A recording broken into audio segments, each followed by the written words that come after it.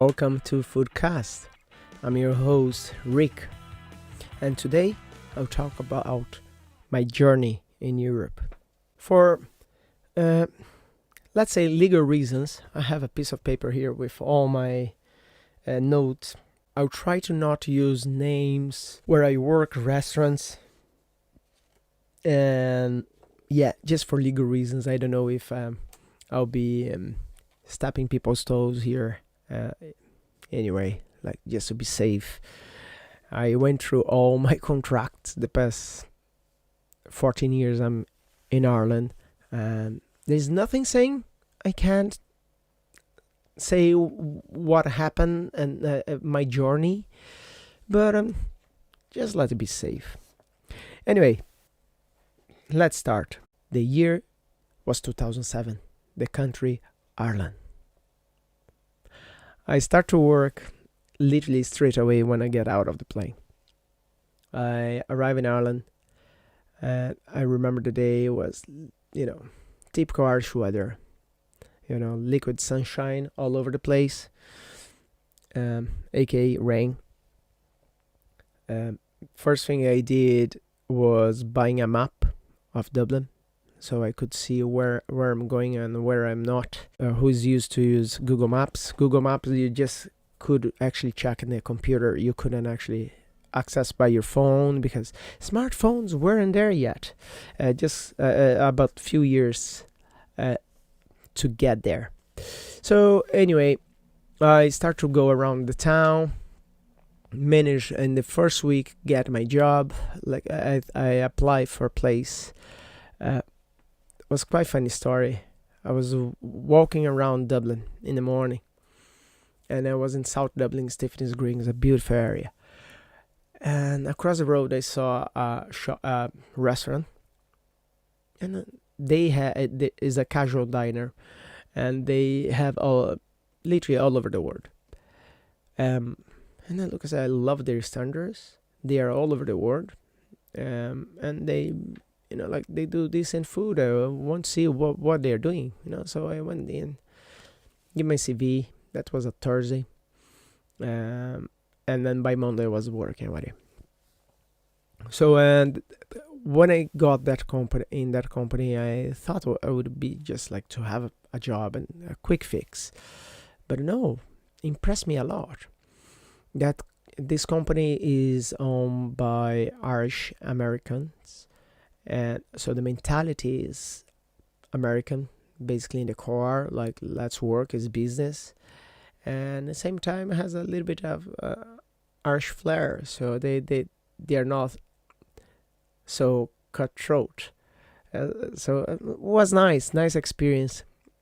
As I said, I thought I would spend with them for 6 months, but afterwards I realized the company was way bigger than I thought. They have restaurants all over Ireland, including UK. That I was proudly part of the team to open restaurants in UK for them. As well, like let's put here, check to not say things I can't say. Let's say here, okay. They have a very diversified portfolio. That varies between restaurants, cafes, cinemas, and other business in the hospitality industry. So I managed to grow inside the company. As well, in that moment is when I hit the recession in 2008, late 2008, begins 2009. That was a very good for us. Even sounds do not sounds like they were very prepared. So when that happened, they start to buy restaurants were breaking, and the prime locations, and then that's when I got in. I managed to bring standard, develop new brands with them. They are still there trading and very successful, and that was great opportunity.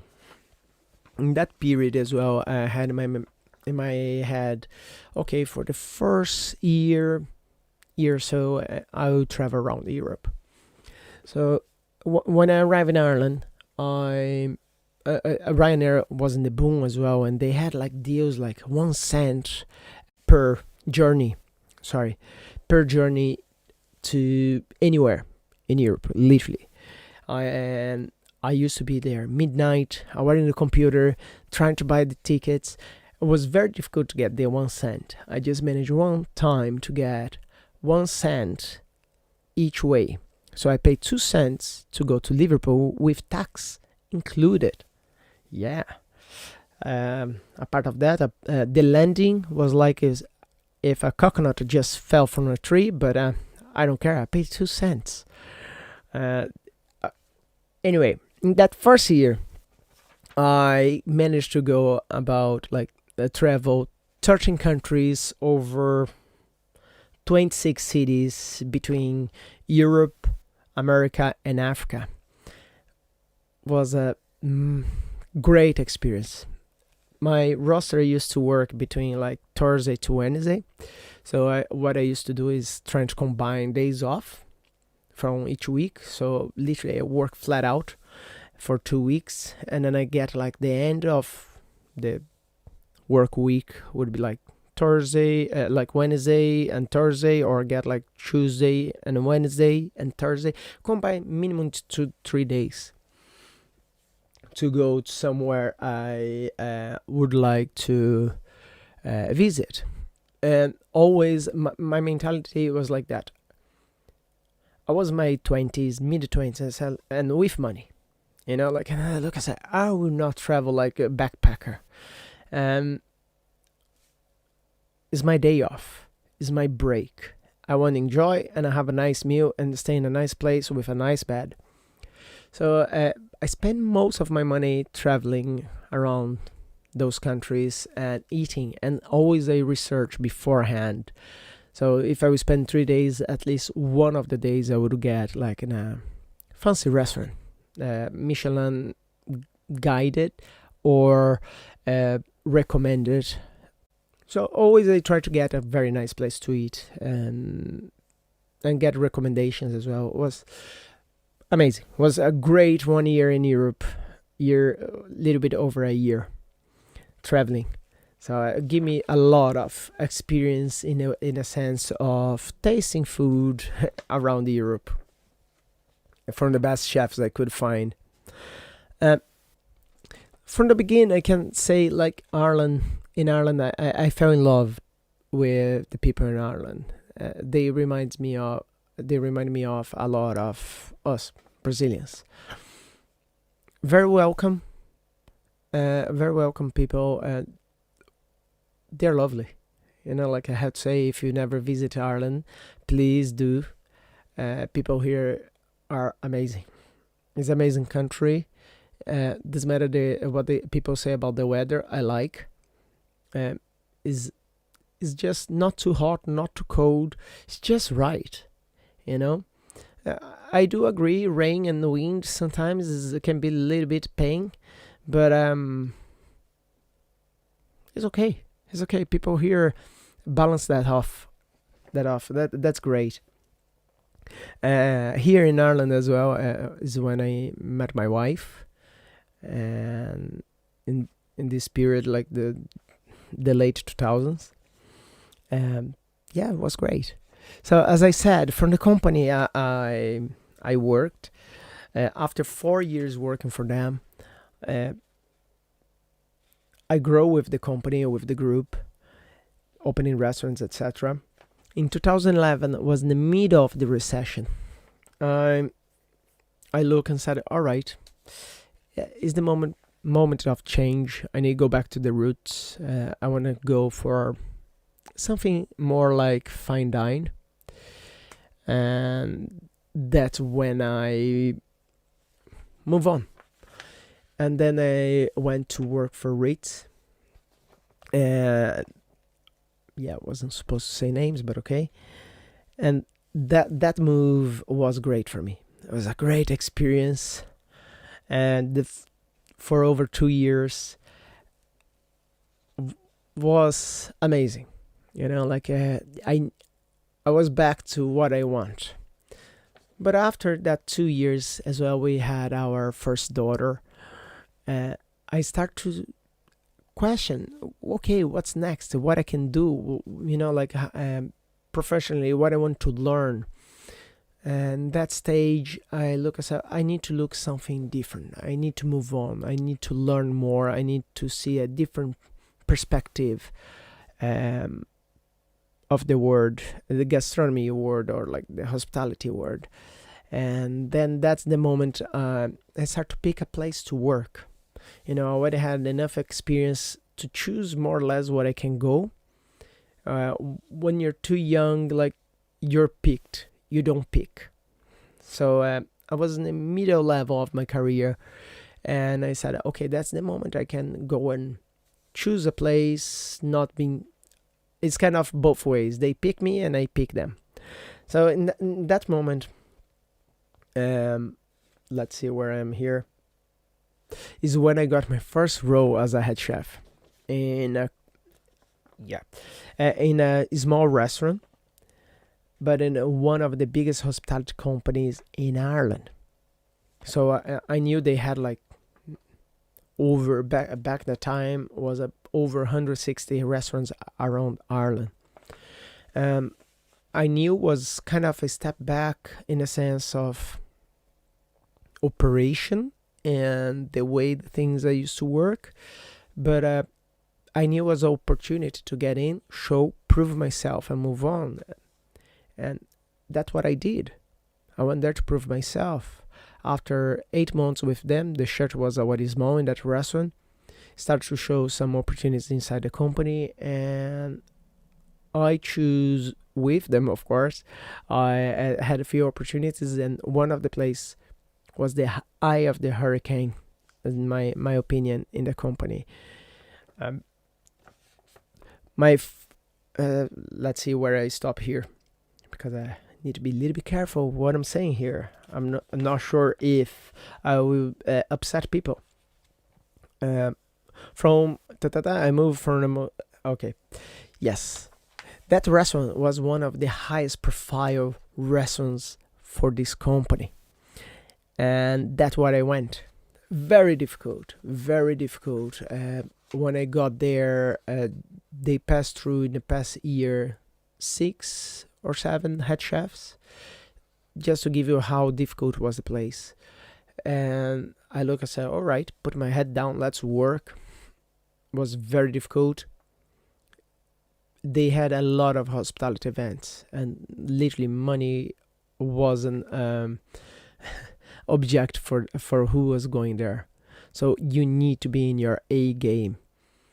Got me a good while there to put the train on track, but when I got, we succeed, and it was just amazing. I stayed there for 4 years. Altogether, the restaurant got over 10 awards. Myself, me personally, I got 2 awards: head chef of the year in 2016, if I'm not mistaken, and innovation chef of the year or something like that. Innovation, 2017, I think. Yeah, so I got 2 awards, like, but combined as a team, we got over 10 awards. Is something making me very proud to be part of that team.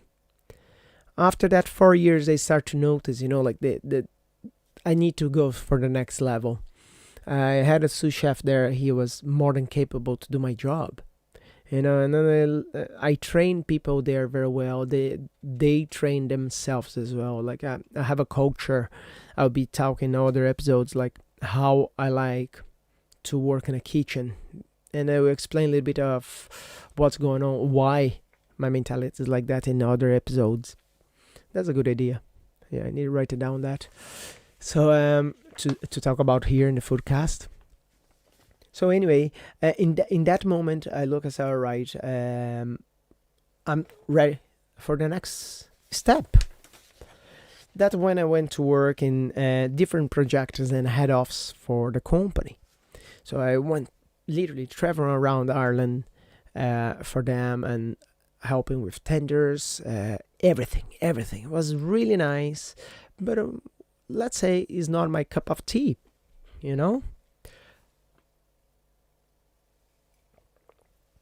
Sorry, I need a sip of tea now.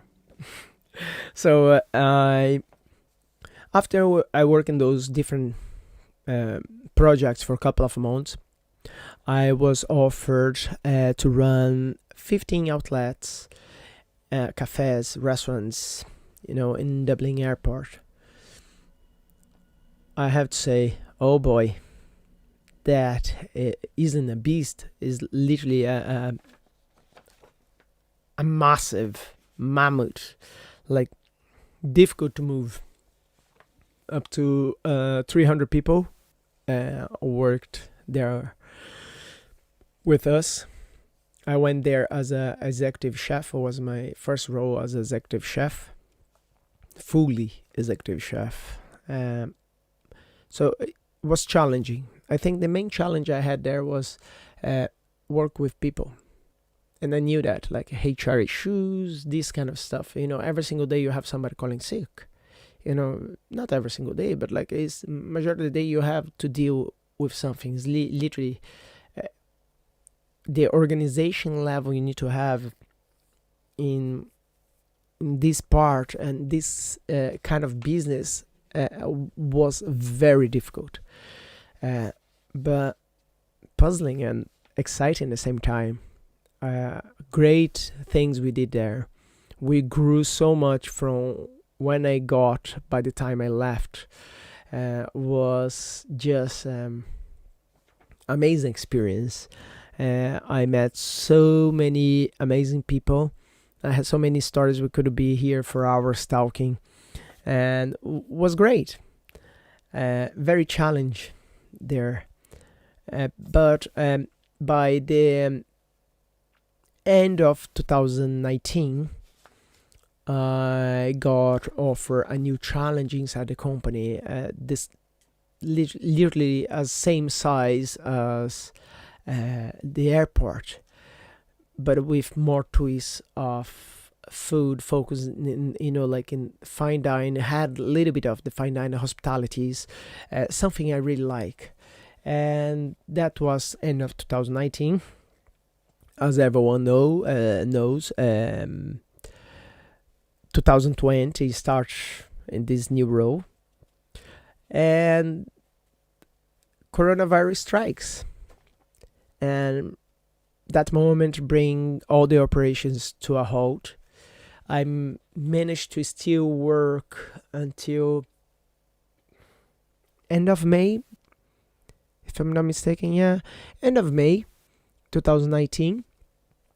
Yeah, it was very slow. It was just literally just make the operations keeping moving in that place, and then came back around September to work, to do literally the same thing, just make sure the wheel is turning. But in that period, like of 2020, as most of us, I call the blimp. Like coronavirus, that 2020, 2021, that year and a half until summer 2021, at least here in Europe, I call the blimp. For people who are fans of MCU universe, we will understand more or less what I'm trying to say. We got caught, and mentally for everyone was difficult, I would say, and make you think, like after 15 years, 16, 17 years in this industry, I start to question myself, like, okay, what I want, what's happiness, what's my focus now, what's my target, like achieve all the milestones I ever dreamed to achieve as a chef, and work in Michelin star restaurants, work in all kind of business in the industry, from hotels, catering, restaurants, small restaurants, everything. So what's next for me? And that's when I start to question myself. I'm doing right, where I'm going. That something was a process. I start to question. Like I was in my late 30s, two kids. What's next? That's the question I had, in 2020. So by January 2021, I finished the longest career chapter I ever had after 80 years with that Irish owned one of the biggest companies in the industry here. And I'm really proud, and they always will have a space in my heart. I finished that chapter with them. Like sometimes I ask myself, like I had plans. Like normally, I normally, as I said in the beginning, I think different than other people. Like I had plans literally to retire in that company. Like that's the way how far I was thinking. Like, and when I get in some projects, I get with my soul and my heart, and I don't think about that will end one day. I do understand everything has a beginning, everything has a start. That everything has a beginning, everything has an end. That's what I meant. So, but like normally when I start something, I don't want to think about the end, because the moment you start to think about the end is when you already give up. And that's when I look, I said, all right, I need to move on. That's what I did. So I finished that chapter, and now I call the new era. And I'm trying some, in that period between 2021 and now, we are in after middle 2021. I did some side jobs, consultancies, like in 2020 when it started the pandemic as well. Like when it started in the middle of the pandemic, I create a YouTube channel that has my name, Ricardo Teofilo, to make videos. At the beginning, I did those videos just to have an outlet to put my passion out, and my since I couldn't work. Not couldn't work, but the pandemic didn't let me work, occupy my mind. So I started to do, but I did in Portuguese. Sorry for you guys trying to see the videos. They're really nice recipes. I did at the beginning in Portuguese because my quick consultancy with my friends said doing Portuguese would be more natural, but apparently now I have an accent when I speak Portuguese. I sound like a gringo. And as well, if you see or go through the videos there, I think if I'm not mistaken, the ramen video, in the middle of the video, I just switched to English and start to speak in English, and I looked, oh my god. And after, when I went edit to the video, I realized I was speaking Portuguese, switched to English, went back to Portuguese again, and went to English again. Well, so it was very difficult. Like I after many years, I think in English and speaking Portuguese, like my brain is a little bit a mess. But anyway, I went to YouTube channel, did the videos, and after a while I stopped because I went back to work, and I started to question myself, should I do actually in Portuguese? Because there's loads of names after editing over like 20 odd videos. Or 30, not sure. I start to notice like majority of the words I know for food and equipment is in English, and then I think I'm not going to the right direction.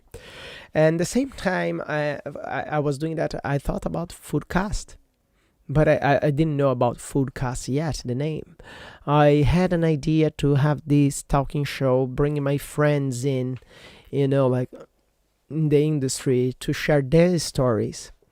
And that's all about Foodcast, and that's what we're gonna do. I'm gonna bring people here.